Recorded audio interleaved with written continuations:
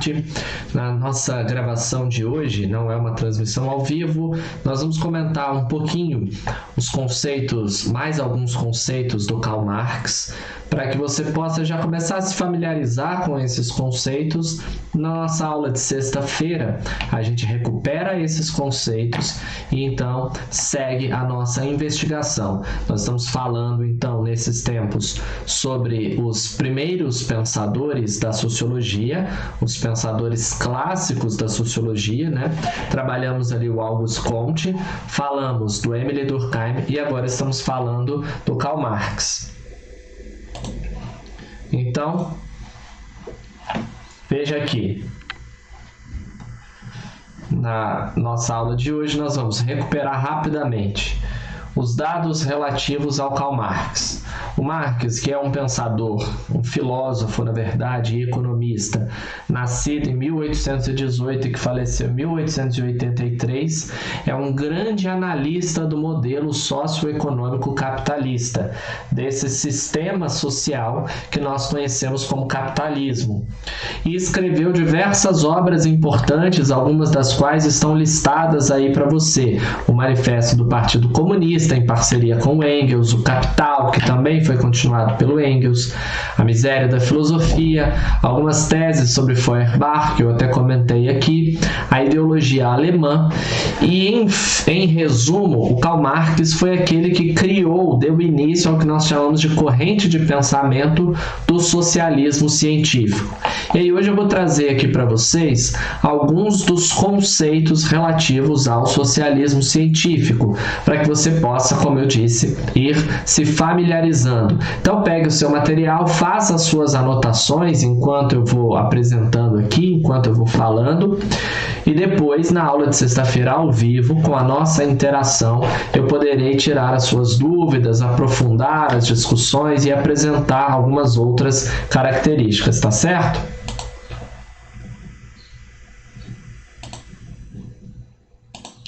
Então olha aí, o primeiro conceito sobre o qual nós vamos conversar é o materialismo histórico dialético, o método marxista que eu te apresentei no nosso encontro da semana passada. Nós destrinchamos cada um desses três termos.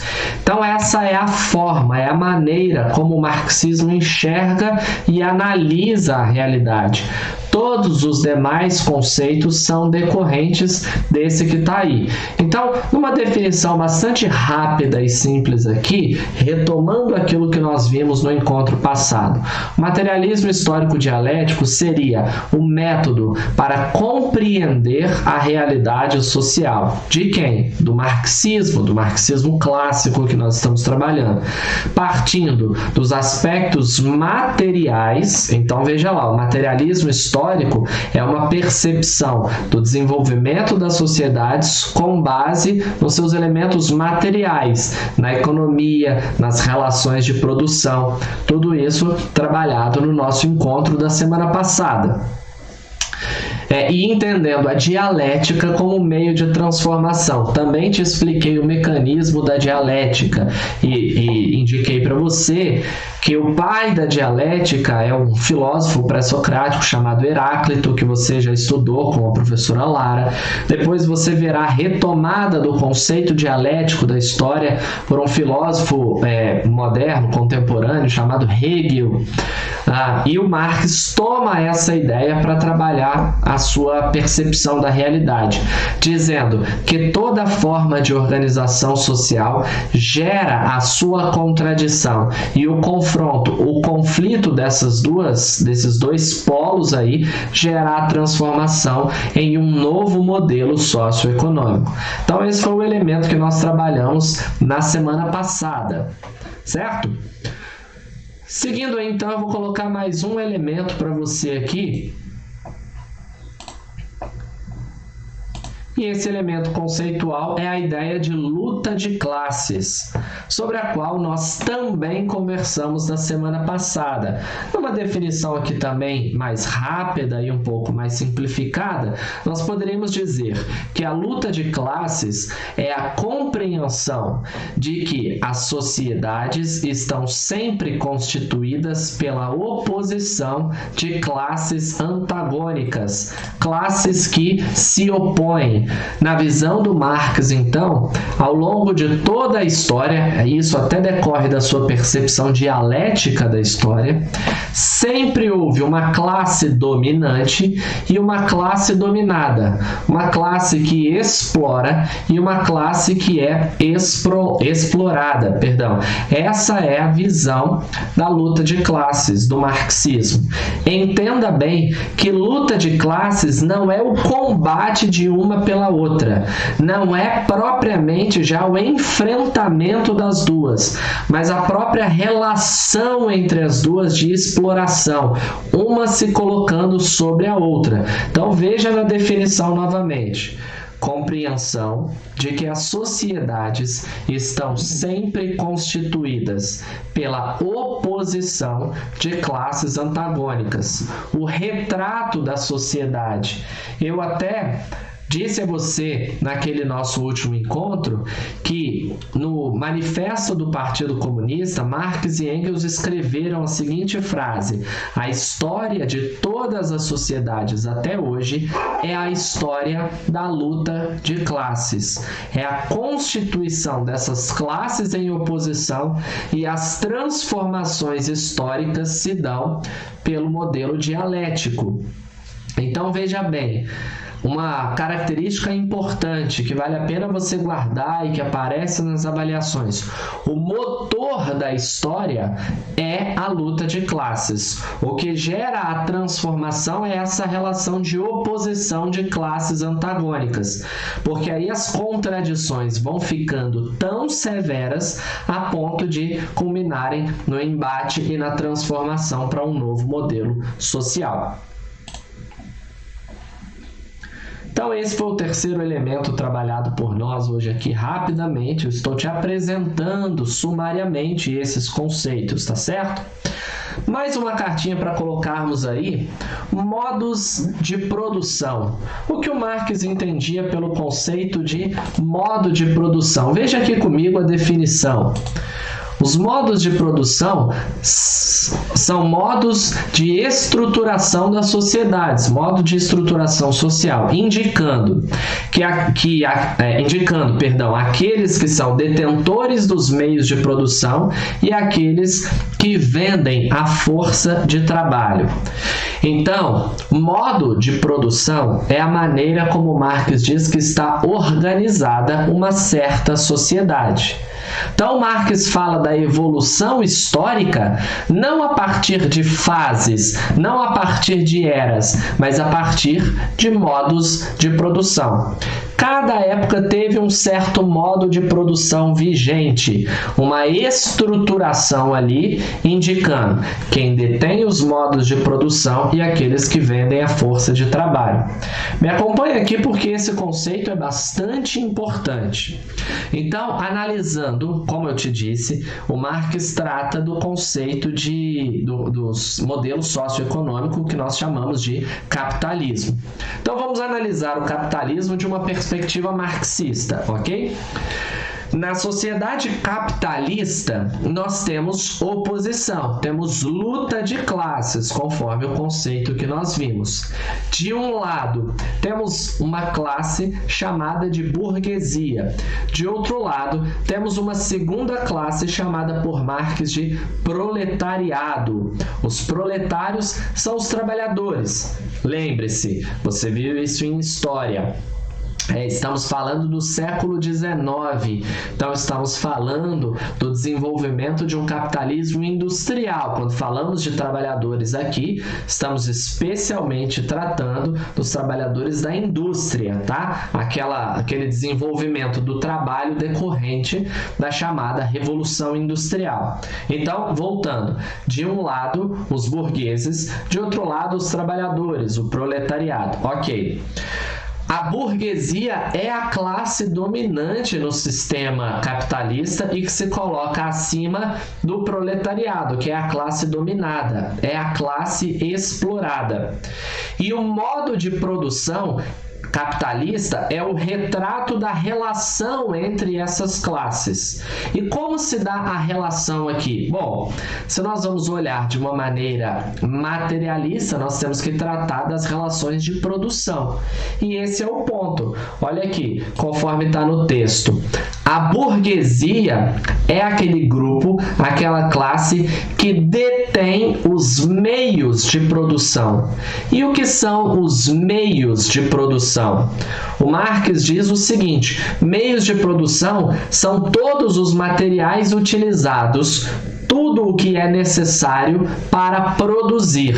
Então, a burguesia é a dona da própria fábrica, é claro, ela é dona da matéria-prima, ela é dona das ferramentas e do maquinário.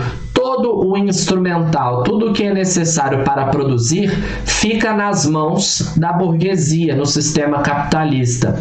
De outro lado, nós temos o proletariado, os trabalhadores, que, não sendo detentor dos meios de produção, o proletariado só tem a sua força de trabalho para vender, para garantir o seu sustento. Então, como é que o trabalhador entra na relação de trabalho no modo de produção capitalista? Vendendo o seu trabalho em troca do salário. Essa é a situação do modo de produção capitalista. Os meios de produção na mão da burguesia e o trabalhador não tendo o meio de produção, vendendo a sua força de trabalho. É assim que se dá a relação. E o Marx, como eu disse a você, analisa o sistema capitalista para apontar os seus problemas, suas contradições e para fazer a sua crítica. E o ponto da exploração capitalista está justamente nessa organização que eu acabei de explicar para vocês. Nós temos os burgueses dominando os meios de produção e, por isso, eles exploram o trabalho, exploram o proletariado, tiram dele o resultado do seu trabalho. E nós veremos como a partir do nosso próximo conceito aqui. Então, os modos de produção estão aí colocados.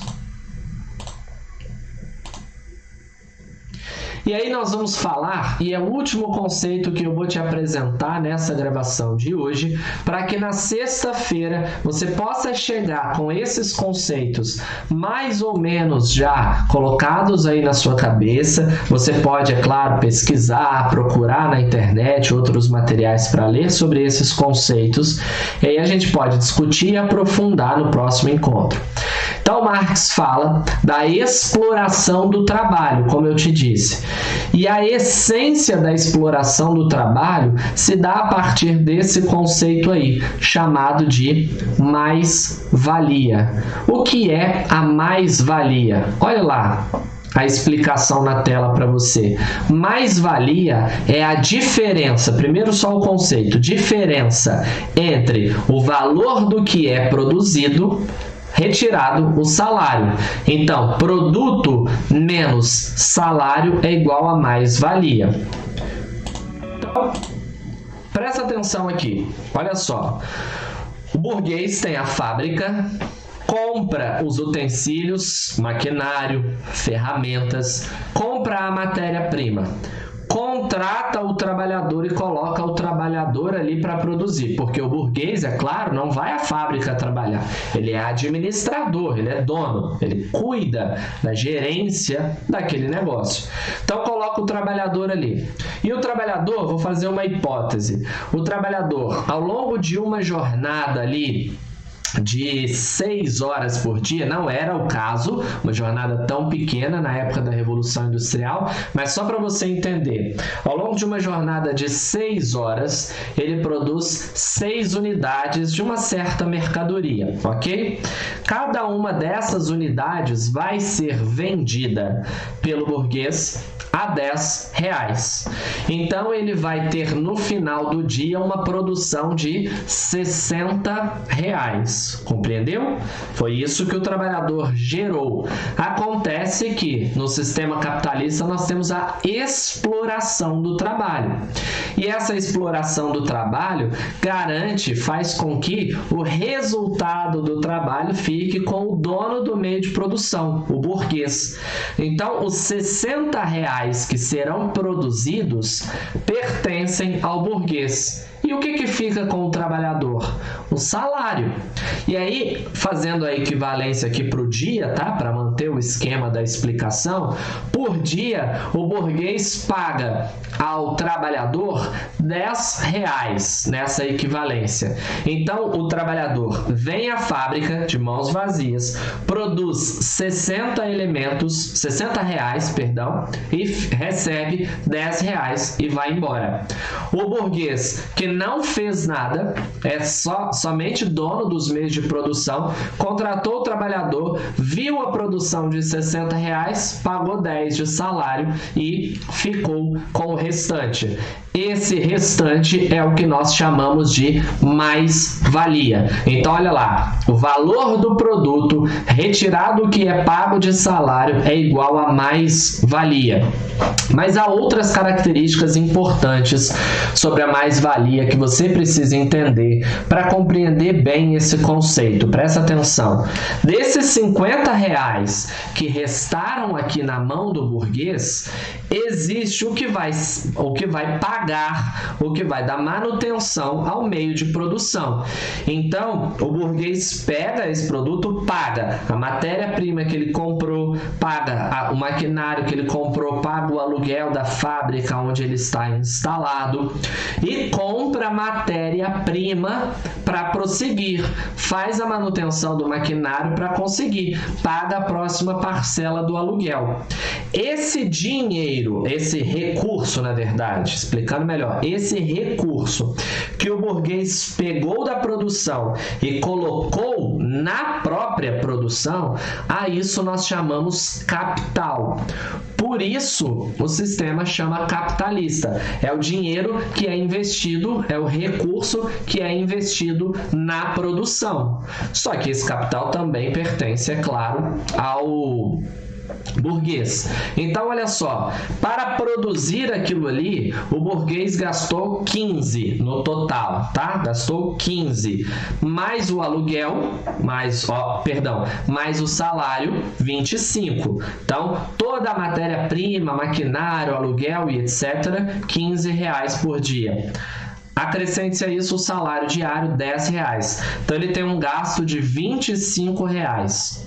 Isso que ele investiu no negócio chama-se capital. O que sobra, o que sobra que o burguês coloca no bolso, a isso nós chamamos de lucro. E aí é o que ele vai gastar à vontade. Então o ponto é o seguinte: o burguês controla tudo que é produzido e toma para si. Parte desse dinheiro paga o que foi necessário para produzir até então. A outra parte gera nova produção para gerar mais capital, é capital gerando capital, e parte disso vem para o bolso e torna-se lucro. É aquilo que o burguês vai gastar à vontade. E existem duas maneiras de você ampliar a exploração da mais-valia. Existe a ampliação da mais-valia de um ponto de vista absoluto e de um ponto de vista relativo. Eu vou explicar esses dois conceitos e encerramos esse nosso momento de hoje. Então, olha só, eu tenho aqui, neste exemplo que eu te apresentei, R$60 produzidos em uma jornada diária de 6 horas, ok? Como é que eu posso ampliar a minha exploração? Eu posso ampliar de forma absoluta com ampliação simplesmente da carga horária de trabalho.